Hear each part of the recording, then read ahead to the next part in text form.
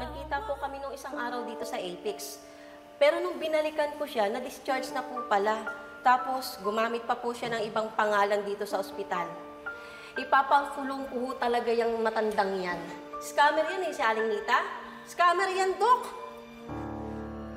Ate, wag niyo naman po ipakulong yung lola ko.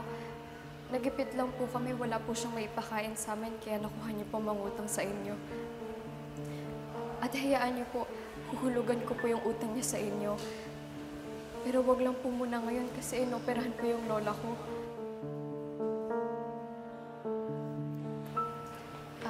Ate Odes, magkano po ba yung utang ni Nanay Nita? 8,000 po, Dok. Sige po, babayaran ko na lang po yung kalahati. Tapos bigyan nyo na lang din po ng palugit si Apple para mabayaran niya po yung balanse. Talaga po, Dok. Gagawin niyo po yun. Thank you po, Dok, ha. Thank you po. Wala yun. Sige na, balikan mo na yung lola mo.